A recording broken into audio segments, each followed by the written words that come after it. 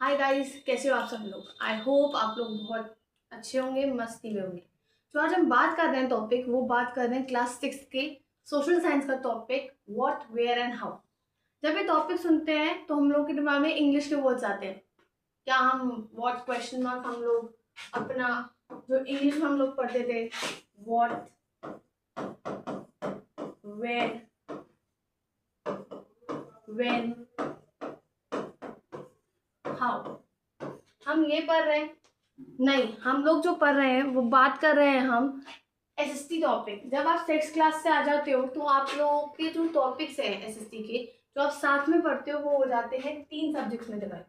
किसमें? History, civics, geography. जब 9th-10th में जाओगे तो history, civics, geography, economics, they will be 4 books. तो जब हम बात करते हैं तो मैंने ऐसे ही अपने टॉपिक्स डिवाइड किए। जो अभी बात कर रहे हैं वो है हिस्ट्री का टॉपिक, कि क्या, कैसे, क्यों, कब। जब हम बात करते हैं ऐसे टॉपिक की तो हम लोग में दिमाग में होना चाहिए कि हम क्या, मतलब क्या चीज हुई थी। हिस्ट्री यानी हम लोग के पास्ट के टाइम पे, हिस्ट्री यानी हम लोग के पास्ट के टाइम पे। वेयर यानी कि कैसे हुई थी। हाउ यानी कैसे, वेयर यानी कहाँ, हाउ यानी कैसे हुई थी। जैसे हमने सुना था कि मुगल डायनेस्टी स्टैब्लिश हुई थी, अकबर के बारे में सबने सुना होगा। अकबर ने अपना थ्रोन कैसे स्टैब्लिश किया था, अकबर ने ये बैटल जब जीती थी। ये हम लोग सोचते हैं ना, अब भी न्यूज में आती है कि औरंगजेब ने, अभी जो लेटेस्ट पिक्चर आई है छावा, उसमें हम लोग को बताया गया है ना कि औरंगजेब ने क्या किया था। छावा, जो हमारे जो मेन हीरो है उसमें, जो एक्टर है, उसने जिस किंग को रिप्रेजेंट किया, उसने क्या क्या किया था। राइट। तो ऐसी हिस्ट्री में हम लोग को ये जानना होगा। हिस्ट्री 3 टाइप्स की होती है। हम लोग ये देखेंगे कि हमारे राजा वाजाओं के टाइम पे, उससे पहले हमारे नोमैडिक, नोमैडिक यानी हम लोगों के पूर्वज जो थे, उससे पहले, उसके बाद हम देखेंगे हमारी डायनेस्टीज, फिर हम देखेंगे ब्रिटिश रूल हम लोगों का। तो अभी हम जो बात कर रहे हैं टॉपिक की, वो बात कर रहे हैं कि इंट्रोडक्शन। हिस्ट्री क्या है? हिस्ट्री क्या है? हिस्ट्री हमारे पास्ट की स्टडी है। क्या है? पास्ट। हम उसके बारे में पास्ट में बात करते हैं कि हमारे पास्ट में हुआ क्या होगा। ये जो चैप्टर है, हमें कैसे हम फाइंड आउट करेंगे पास्ट ऑफ कुछ अर्लीस्ट सेटलमेंट इंडियन सब कॉन्टिनेंट। जो अर्लीस्ट सेटलमेंट थे हमारे इंडियन सब कॉन्टिनेंट में, उस टाइम जो धीरे धीरे सेटलमेंट हो रहे थे, नोमैड्स, ट्राइबल एरिया, उनका सेटलमेंट कैसे हुआ, हिस्ट्री में हम ये भी देखते हैं। पहला चीज आती है वेयर, लोग कहाँ रहते थे। तो लोग जो है रिवर्स के अलोंग रहते थे। कहाँ रहते थे? नदियों के आसपास। जो अर्ली ह्यूमंस थे वो नियर सोर्सेज ऑफ वाटर, यानी जहां पानी का सोर्स है, जहां पानी मिल रहा है, वो लोग वहां रहते थे। जो असेंशियल था ड्रिंकिंग के लिए, एग्रीकल्चर, ट्रांसपोर्टेशन के लिए। किन चीजों के लिए? पानी पीने के लिए, एग्रीकल्चर यानी फार्मिंग करने के लिए, और ट्रांसपोर्टेशन यानी move from one place to another. जब हम फिर देखते हैं कि एक थी नर्मदा वैली, रिवर्स के अलोंग। कहाँ का? नर्मदा रिवर सुना ना, नर्मदा वैली। तो जो अर्लीस्ट एरिया, ये जो जगह थी, ये वो जगह थी जहाँ अर्लीस्ट, सबसे पहले लोग सबसे ज्यादा प्रिफर, यानी हम कहते हैं हमारी फर्स्ट ऑप्शन ये है हम लोग का। तो वैसे हमारे जो पूर्वज थे उनका फर्स्ट ऑप्शन नर्मदा वैली हुआ करता था। वहां के जो लोग थे वो स्किल गैदरर्स थे। स्किल गैदरर्स से मतलब क्या? वो कलेक्ट करते थे प्लांट्स, फ्रूट्स, रूट्स और दूसरे फॉरेस्ट प्रोड्यूस खाने के लिए। क्या? प्लांट्स, फ्रूट्स, रूट्स या दूसरे फॉरेस्ट प्रोड्यूस खाने के लिए। वो लोग एनिमल्स को भी हंट करते थे। क्या करते थे? शिकार करते थे। The Sulaiman and Kirthar hills north west. The Sulaiman और किर्थर हिल्स नॉर्थ वेस्ट में ये एरिया है जहाँ एग्रीकल्चर सबसे पहले डेवलप हुआ था। क्या हुआ था? एरिया जहाँ एग्रीकल्चर सबसे पहले डेवलप हुआ था। पीपल जो थे अपने क्रॉप, जैसे वीट, बार्ले जो था 8,000 साल पहले लगभग, वो यहाँ ग्रो करते थे। दे ऑल्सो, वो लोग जो है अपना एनिमल्स को रेयर यानी ग्रेज करवाते थे, जैसे शीप, गोट, कैटल। फिर है गैरो हिल्स। गैरो हिल्स कहाँ थी? North east side. और विंध्यास कहाँ था? सेंट्रल इंडिया में। Means if it is India, मेरा ये अगर मैप है इंडिया का, मैं अगर जैसे बना, जैसे मेरा नीचे का पार्ट इंडिया, तो सेंट्रल पार्ट जो था वहां विंध्यास थी। नॉर्थ ईस्ट साइड, यहाँ जब हमारे क्या था? गैरो हिल्स। ये वो एरियाज थे जहाँ एग्रीकल्चर डेवलप हुआ। कहाँ डेवलप हुआ? इन जगहों पे एग्रीकल्चर डेवलप हुआ। राइस जो थी वो पहली ग्रो क्रॉप थी जो नॉर्थ में ग्रो होती थी, विंध्यास में। जो नॉर्थ में विंध्यास थे यानी सेंट्रल लोकेशन, वहां ग्रो होती है। फिर आता है इंडस रिवर और उसकी ट्रिब्यूटरीज। इंडस रिवर तो 4700 ईयर्स अगो, कब 4700 ईयर्स अगो कुछ अर्लीस्ट सिटीज जो थी वो फ्लरिश हुई बैंक इंडस रिवर की। जो इंडस उस टाइम रिवर थी, इंडस रिवर, मैं दिखाऊं आपको Indus river photos of Indus river. See ये जैसे हमारी इंडस रिवर है,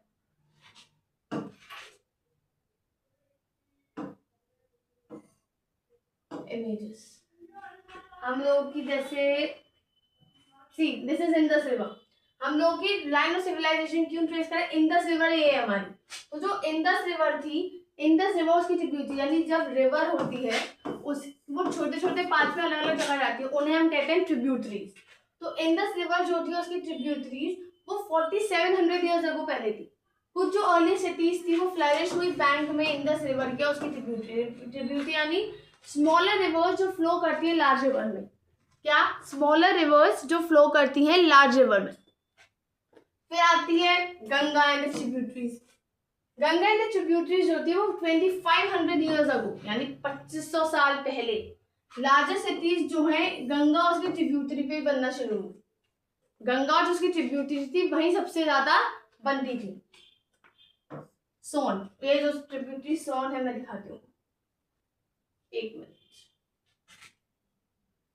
ट्रिब्यूटरी जो थी सोन गंगा की, वहां जो है क्या कहते हैं,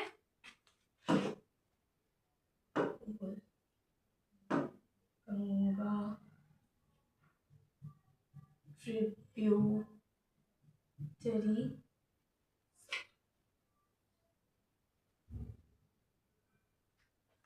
The Son River is major right bank tributary of Ganga River.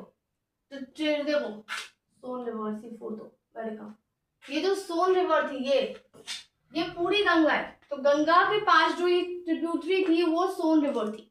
तो ये सोन रिवर में देखो, Son river major right bank tributary, ये राइट बैंक ट्रिब्यूटरी और सबसे मेजर थी गंगा की। सेकेंड लार्जेस्ट सदर्न ट्रिब्यूटरी है, सेकेंड लार्जेस्ट है। और कहाँ होने वाले, अमरकंटक इन छत्तीसगढ़, छत्तीसगढ़ अमरकंटक में होती है। तो देखो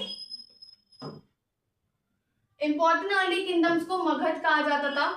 एक इंपॉर्टेंट जो अर्ली किंगडम था वो था मगध, जो डेवलप करता था area south of the Ganga में। कहा, साउथ ऑफ द गंगा। फिर आता है लैंड के नेम।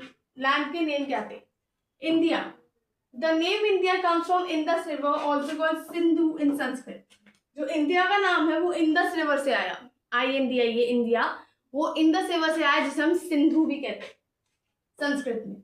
जो ईरानीस और ग्रीक्स थे जो आए थे नॉर्थ वेस्ट से 2500 साल पहले, उन्होंने इंडस को हिंदोस और इंडोस का, हम इंडस को कैसी, हम लोग इंडस को इंडस कहेंगे ना, लेकिन जो ग्रीक्स थे वो लोगों ने क्या कहते, नॉर्थ वेस्ट, तो वो लोग इंडस को इंडोस कहते थे। और जो लैंड थी इस रिवर की उसे कहते थे इंडिया। फिर आता है भारत। भारत तो नेम भारत जो था वो यूज किया गया ग्रुप ऑफ लोगों के लिए जो नॉर्थ वेस्ट में रहते हैं, वो मेंशन किए गए ऋग्वेद। ऋग्वेद में भी इसमें मेंशन किया गया अर्लीस्ट संस्कृत वर्ड। ऋग्वेद क्या था, अर्लीस्ट संस्कृत वर्ड, जो कम से 3500 ईयर्स पहले था। उसके बाद बात आती है पास्ट के बारे में फाइंड करना। जब हम हिस्ट्री पढ़ते हैं तो हम लोग बहुत सारे डेट्स देखेंगे, हम लोग बहुत टाइमलाइन देखेंगे, तो फाइंड कैसे करेंगे हम पास्ट के बारे में, तो वही चीज है मैन्यूस्क्रिप्ट्स बनाएंगे इसके लिए। क्या बनाई गई, मैन्यूस्क्रिप्ट्स। ये पुरानी बुक्स थी जो हैंड से, जैसे अब आप नोट्स बनाते हो, मैं जो लिखूंगी वो आप नोट्स बनाओगे, जो मैं बोलूंगी इंपॉर्टेंट आप लोग वो नोट्स बनाओगे। तो उस टाइम पे भी वो नोट्स के फॉर्म में मैन्यूस्क्रिप्ट बनाई जाती थी हैंड से, यानी खुद से। ये यूजली रिटन होती थी पाम लीव्स से, मतलब पेड़ों की पत्ती जो पाम लीव्स थी उन पे रखी जाती थी, या specially prepared bark of tree, यानी एक या फिर एक बार्क ऑफ ट्री की जो बार्क ली जाती थी, स्पेशली प्रिपेयर की जाती थी लिखने के लिए बस। जैसे हम कहते थे बर्च, जो ग्रो हुआ कहाँ, हिमालयाज में। कहाँ ग्रो हुआ, हिमालयाज में। मैन्यूस्क्रिप्ट जो है प्रोवाइड करती थी बहुत सारी इंफॉर्मेशन पास्ट के बारे में, जो इंक्लूड करती थी रिलीजियस बिलीफ, लाइफ, किंग्स की, मेडिसिन और साइंस। मैन्यूस्क्रिप्ट क्या प्रोवाइड करती थी, बहुत सारी इंफॉर्मेशन पास्ट के बारे में, जो इंक्लूड करती थी रिलीजियस बिलीफ, लाइफ किंग्स की, मेडिसिन और साइंस। ओवर टाइम जैसे गया बहुत सारी मैन्युस्क्रिप्ट्स जो हैं, जैसे अब एक चीज बताओ, आप अगर बुक्स रखोगे, सपोज आप यू आर इन 6th, तो आपकी फर्स्ट क्लास की जो बुक्स है वो आपने एक जगह रखी है, तो हो सकता है ना वो सीलन के मारे गल जाए या कुछ हो जाए, तो वही चीज हुआ, इंसेक्ट से ईट हो गई या डिस्ट्रॉय हो गई, लेकिन कुछ जो है वो सर्वाइव कर गई और उन्हें प्रिजर्व किया जाता है टेम्पल ऑफ मोनेस्ट्रीज में। कहाँ? टेम्पल ऑफ मोनेस्ट्रीज में। फिर आता है इंस्क्रिप्शन। जब हम इंस्क्रिप्शन की बात करते हैं तो ये वो राइटिंग्स होती है जो एंग्रेव की जाती है हार्ड सरफेस पे, जैसे स्टोन या मेटल। जैसे आपने एक चीज देखी होगी, जनरली आज भी कुछ घरों में मेटल के बर्तनों पे जो होते हैं, स्टील के बर्तन हुए, चांदी के, उन पे नाम लिखवाया जाता है कि ये नया फैमिली मेंबर है हुआ तो ये नाम है, राइट। कुछ आई थिंक पंजाब की साइड लिखवाए जाते होंगे। तो वैसे ही इंस्क्रिप्शंस हुआ करती थी जहाँ स्टोन या मेटल की कोई चीज होती थी उस पर लिखा जाता था। इंस्पेक्शंस जो है, इंस्पेक्शंस समटाइम्स कंटेन, जो इंस्क्रिप्शंस थी, ये इंस्क्रिप्शंस है,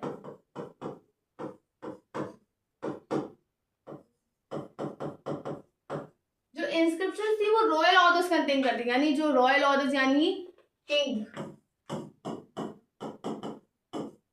के ऑर्डर्स। किसके ऑर्डर्स? किंग के ऑर्डर्स। ऑर्डर्स रिकॉर्ड्स विक्ट्रीज करती है, जो जंगें लड़ी जाती थी उनकी विक्ट्रीज के रिकॉर्ड्स या डोनेशन के अकाउंट्स, ठीक है।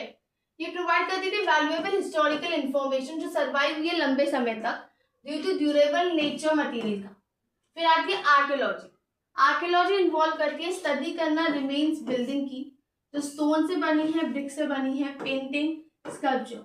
आर्कियोलॉजिस्ट जो है वो एक्सकवेट करते थे और डिग करते थे सरफेस अर्थ का टूल्स फाइंड आउट करने के लिए, weapons find out, pots, pans, ornaments और बोन्स।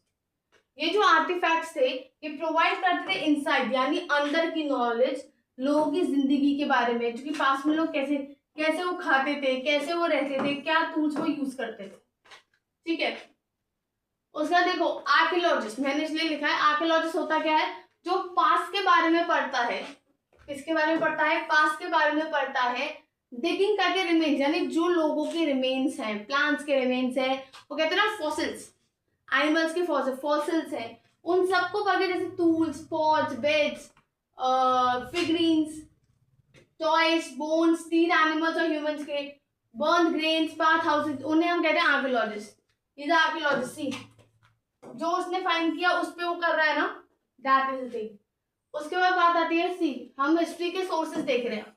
सोर्सेज हिस्ट्री के कैसे थे? ओरल सोर्सेज थे। ओरल सोर्सेज यानी जीनोलॉजिकल या फोको, यानी जैसे आपने सुना होगा जब हम लोग की जो दादी है, नानी है, वो हमें स्टोरी सुनाती है क्योंकि वो उन्होंने भी सुनी हुई।